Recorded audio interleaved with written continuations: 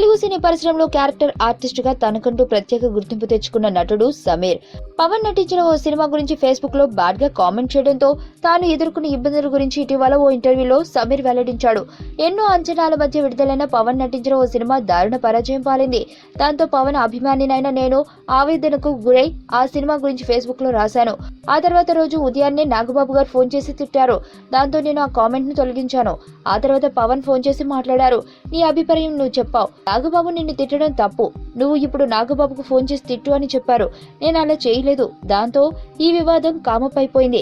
దాదాపు 4 ఏళ్ల తర్వాత డైరెక్టర్ త్రివిక్రమ్ గారి నుంచి ఫోన్ వచ్చింది. అత్తారింటికి దారేది సినిమాలో ఓ క్యారెక్టర్ కోసం నన్ను పిలిచారు. నేను స్పాట్ కు వెళ్లగానే పవన్ నన్ను పలకరించి తన గదిలోకి రమ్మన్నారు. నేను వెళ్లాను. ఏంటి ఇక్కడున్నావు అని అడిగారు. ఈ సినిమాలో నేను చేస్తున్నాను సార్ అని చెప్పా. వెంటనే త్రివిక్రమ్ గారిని పిలిపించమన్నారు.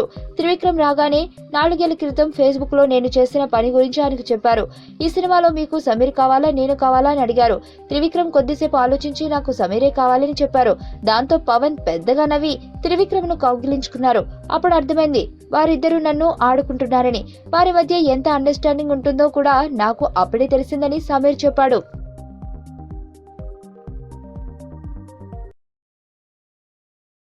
సుబ్బు, నీకు తెలుసా? నాకు ఎర్లీ మార్నింగ్ ఒక కల వచ్చింది. ఏమని? నువ్వు నన్ను జ్యువెలరీ షాప్కి తీసుకెళ్ళి వడ్డానం కొనిచ్చావంట. ఏ టైంకి? మ్మ్, గుర్తులేదు సుబ్బు, 5 అనుకుంటా. అదే మరి 5కి మీ బాబొచ్చి బిల్లు కట్టినట్టు నాకు కాల్ వచ్చింది.